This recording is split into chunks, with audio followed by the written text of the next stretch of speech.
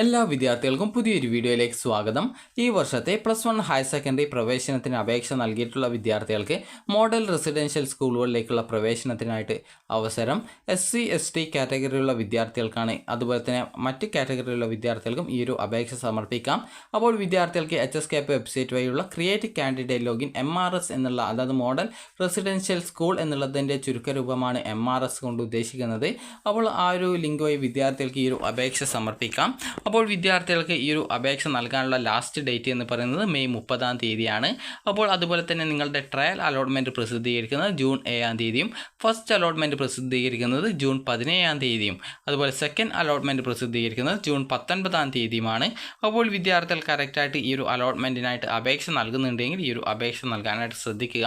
അപ്പോൾ last date എന്ന് പറയുന്നത് മെയ് 30-ാം തീയതിയാണ്. അപ്പോൾ ഈ ഒരു അവസരം നിങ്ങൾ ഉപയോഗപ്പെടുത്തുക. കാരണം വിദ്യാർത്ഥികൾക്ക് ഈ ഒരു മോഡൽ റെസിഡൻഷ്യൽ സ്കൂൾ എന്ന് പറഞ്ഞാൽ നിങ്ങൾക്ക് താമസിച്ചിട്ട് നിങ്ങൾക്ക് പഠിക്കാനായിട്ട് സാധിക്കും. അതായത് അവിടെ ഹോസ്റ്റൽ സൗകര്യം നിങ്ങൾക്ക് വേണ്ടിയിട്ടുണ്ടാകും. അതുപോലെ തന്നെ സൗജന്യമായിട്ടാണ് ഈ ഒരു ഹോസ്റ്റൽ സൗകര്യം ഉള്ളത്. അപ്പോൾ അതുകൊണ്ട് തന്നെ നിങ്ങൾക്ക്, അതുപോലെ തന്നെ ഇത് ഗവൺമെൻറ് സ്കൂളുകളാണ്. അപ്പോൾ അതുകൊണ്ട് തന്നെ നിങ്ങൾക്ക് അതായത് താമസിച്ച് പഠിക്കണം. അതുപോലെ തന്നെ അങ്ങനെ പഠിക്കാൻ താല്പര്യമുള്ള വിദ്യാർത്ഥികൾക്ക് ഈ ഒരു അപേക്ഷ സമർപ്പിക്കാവുന്നതാണ്. അപ്പോൾ നിങ്ങൾക്ക് സ്കൂൾ വഴിയോ അല്ലെങ്കിൽ സ്വന്തമായിട്ടൊക്കെ നിങ്ങൾക്ക് ഈ ഒരു അപേക്ഷ സമർപ്പിക്കാം. അപ്പോൾ വിദ്യാർത്ഥികൾക്ക് ഈ ഒരു അപേക്ഷ നിങ്ങൾ മെറിറ്റ് കോട്ടയിൽ അപേക്ഷ നൽകിയിട്ടുണ്ട്, അതായത് കാൻഡിഡേറ്റ് ലോഗിൻ എസ്റ്റാബ്ലിഷ് എന്ന ലിങ്ക് വഴി നിങ്ങൾ ഓൾറെഡി അപേക്ഷ നൽകിയിട്ടുണ്ടെങ്കിൽ പോലും നിങ്ങൾക്ക് ഈ ഒരു മോഡൽ റെസിഡൻഷ്യൽ സ്കൂളിലേക്കുള്ള പ്രവേശനത്തിനായിട്ട് നിങ്ങൾ സെപ്പറേറ്റ് അപേക്ഷ സമർപ്പിക്കേണ്ടതുണ്ട്. അപ്പോൾ മെയ് 30-ാം തീയതി വരെയാണ് ഇതിന് അപേക്ഷ നൽകാൻ സാധിക്കുക. നിങ്ങൾ SC ST കാറ്റഗറിയിലും അതുപോലെ തന്നെ ചില സ്കൂളുകളിൽ 10% മറ്റ് കാറ്റഗറികൾക്കും റിസർവ് ചെയ്ത് വെച്ചിട്ടുണ്ട്. അതുപോലെ ചില സ്കൂളിൽ ആൺകുട്ടികൾക്കും പെൺകുട്ടികൾക്കും 50-50% സീറ്റ് വീതം റിസർവ് ചെയ്ത് വെച്ചിട്ടുമുണ്ട്. അപ്പോൾ ടോട്ടൽ കേരളത്തിൽ 14 സ്കൂളുകളാണുള്ളത്. അപ്പോൾ സ്കൂൾ ലിസ്റ്റ് അറിയുന്നതിനായിട്ട് നിങ്ങൾ ചെയ്യേണ്ടത്, ഇവിടെ നിങ്ങൾക്ക് മോഡൽ റെസിഡൻഷ്യൽ സ്കൂൾ എന്ന് പറഞ്ഞുകൊണ്ട് ഇവിടെ നൽകിയിട്ടുണ്ട്. അതായത് ഇവിടെ നിങ്ങൾക്ക് കാണാൻ സാധിക്കും model residential school +1 admission instructions. അപ്പോൾ നിങ്ങളത് ക്ലിക്ക് ചെയ്ത് ഡൗൺലോഡ് ചെയ്തെടുക്കുക. അപ്പോൾ അതിൽ ഓരോ സ്കൂളിൻ്റെയും ഡീറ്റെയിൽസ് കൊടുത്തിട്ടുണ്ട്.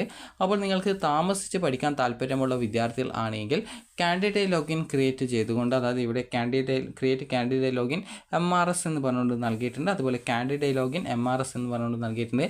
ആദ്യം തന്നെ നിങ്ങളുടെ ആ ഒരു ഏത് ജില്ലയിൽ നിന്നാണ് നിങ്ങൾ അപ്ലൈ ചെയ്യുന്നത് ആ ഒരു ജില്ല സെലക്ട് ചെയ്ത് കൊടുക്കുകയാണ് ചെയ്യേണ്ടത്. അപ്പോൾ നിങ്ങൾ SC ST അതുപോലെ മറ്റ് കാറ്റഗറിയിലുള്ള വിദ്യാർത്ഥികൾക്ക് ഈ ഒരു അപേക്ഷ സമർപ്പിക്കാം. നിങ്ങൾക്ക് അതായത് സ്കൂളിൽ താമസിച്ചിട്ട് വീട്ടിൽ പോവാതെ പഠിക്കാനുള്ള സൗകര്യമാണിത്. അതുകൊണ്ട് തന്നെ വിദ്യാർത്ഥികൾ ശ്രദ്ധിക്കേണ്ടത്, നിങ്ങൾക്ക് സ്കൂളിൽ പോയിട്ട് താമസിച്ചിട്ട് അവിടെ ഹോസ്റ്റൽ സൗകര്യം ഉണ്ടാകും, അതുപോലെ ഫുഡ് കാര്യങ്ങളൊക്കെ ഉണ്ടാകും. ഇതൊക്കെ സൗജന്യമാണ്. അപ്പോൾ നിങ്ങൾക്ക് അവിടെ താമസിച്ച് പഠിക്കാൻ താല്പര്യമുണ്ടെങ്കിൽ നിങ്ങൾക്ക് ഈ ഒരു അപേക്ഷ സമർപ്പിക്കാം. അപ്പോൾ നിങ്ങളുടെ ജില്ല ഏതാണെന്ന് നൽകുക, അതിനുശേഷം സബ്മിറ്റ് ചെയ്യുക. സബ്മിറ്റ് ചെയ്ത ശേഷം നിങ്ങൾക്ക് പിന്നീട് വരുന്ന പേജിൽ പിന്നീടുള്ള ആ ഒരു ഡീറ്റെയിൽസൊക്കെ കറക്റ്റായിട്ട് കൊടുക്കുക. അപ്പോൾ നിങ്ങൾക്ക് ഇവിടെ നിങ്ങൾ ഏത് മാസമാണ്, അതായത് ഈ ഒരു SSLC സ്കീം ഏതാണെന്ന് സെലക്ട് ചെയ്ത് കൊടുക്കുക. ഈ വർഷം പാസ്സായവരാണെങ്കിൽ SSLC 2023-24 എന്ന് സെലക്ട് ചെയ്യുക. ഇത് കറക്റ്റായിട്ട് ശ്രദ്ധിക്കണം നൽകുമ്പോൾ, കാരണം തെറ്റിപ്പോകരുത്. അതുപോലെ തന്നെ നിങ്ങൾ കാൻഡിഡേറ്റ് ലോഗിൻ ക്രിയേറ്റ് ചെയ്യുന്ന സമയത്ത് നിങ്ങളുടെ ആപ്ലിക്കേഷൻ നമ്പർ, പാസ്വേഡ് എന്നിവ കറക്റ്റായിട്ട് ഒരു പേപ്പറിൽ എഴുതി വെക്കണം, അല്ലെങ്കിൽ സ്ക്രീൻഷോട്ട് എടുത്തിട്ടെങ്കിലും വെക്കണം. കാരണം പല വിദ്യാർത്ഥികളും ആപ്ലിക്കേഷൻ നമ്പർ നോക്കാൻ വിട്ടുപോകാറുണ്ട്. അപ്പോൾ അതൊക്കെ മിസ്സായി കഴിഞ്ഞാൽ പിന്നീട് നിങ്ങൾക്ക് ഈ ഒരു അപേക്ഷയുടെ കാര്യം എന്താ എന്നുള്ളത് മനസ്സിലാക്കാൻ സാധിക്കില്ല. അതുപോലെ പുതിയ അപേക്ഷ നൽകാനും സാധിക്കുന്നതായിരിക്കില്ല. അതുപോലെ തന്നെ നിങ്ങൾ നൽകുന്ന മൊബൈൽ നമ്പർ നിങ്ങളുടെയോ അല്ലെങ്കിൽ നിങ്ങളുടെ രക്ഷിതാവിൻ്റെ ആയിരിക്കണം. കാരണം കട്ടായി പോയാൽ പിന്നീട് പണിയാവും. കാരണം വിദ്യാർത്ഥികൾക്ക് ഈ ഒരു അലോട്ട്മെൻറ്റ് കിട്ടിയിട്ടില്ല, അതായത് നിങ്ങൾക്ക് ട്രയൽ അലോട്ട്മെൻറ്റ് സമയത്ത് എന്തെങ്കിലും എഡിറ്റ് ചെയ്യണമെന്നുണ്ടെങ്കിൽ കൂടി ഈ ഒരു മൊബൈൽ നമ്പർ ഉണ്ടായിരിക്കണം. മൊബൈൽ നമ്പർ മിസ്സായി കഴിഞ്ഞാൽ പിന്നീട് നിങ്ങൾക്ക്, അതായത് ട്രയൽ അലോട്ട്മെൻറ്റ് സമയത്ത് നിങ്ങൾക്ക് എഡിറ്റ് ചെയ്യാനായിട്ടുള്ള ബുദ്ധിമുട്ട് വരും. അപ്പോൾ നിങ്ങൾക്ക് ഈ ഒരു ട്രയൽ അലോട്ട്മെൻറ്റ് വരുന്ന സമയത്ത് നിങ്ങൾക്ക് നിങ്ങളുടെ അപേക്ഷയിൽ എന്തെങ്കിലും തെറ്റുണ്ടെങ്കിൽ അത് തിരുത്തണമെങ്കിൽ നിങ്ങളുടെ ഫോണിലേക്ക് വരുന്ന OTP നൽകേണ്ടതായിട്ടുണ്ട്. അപ്പോൾ അങ്ങനെ OTP നിങ്ങൾ നൽകാതെ വരികയാണെങ്കിൽ എഡിറ്റ് ചെയ്യാനായിട്ട് ബുദ്ധിമുട്ട് വരും. അപ്പോൾ അതുകൊണ്ട് തന്നെ വിദ്യാർത്ഥികൾ നിങ്ങളുടെയോ നിങ്ങളുടെ രക്ഷിതാവിൻ്റെയോ വാലിഡ് ആയിട്ടുള്ള, അതായത് കട്ടാവാതെ, അതായത് റീചാർജ് ചെയ്യുന്ന മൊബൈൽ നമ്പർ ആയിരിക്കണം നൽകേണ്ടത്.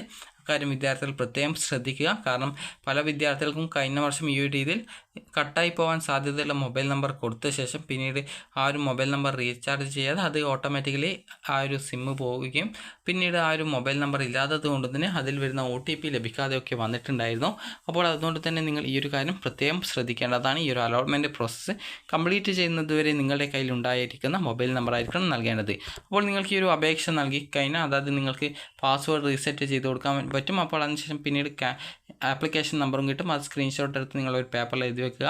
അതിനുശേഷം കാൻഡിഡേറ്റ് ലോഗിൻ MRS എന്നുള്ള ലിങ്ക് വഴി നിങ്ങൾക്ക് നിങ്ങളുടെ ആപ്ലിക്കേഷൻ നമ്പറും പാസ്വേഡും അതുപോലെ ജില്ലയും നൽകിയ ശേഷം നിങ്ങൾക്ക് ആ ഒരു ലോഗിൻ ചെയ്തുകൊണ്ട് നിങ്ങൾക്ക് സാധാരണ അപേക്ഷ നൽകുന്ന രീതിയിൽ അപേക്ഷ നൽകാം.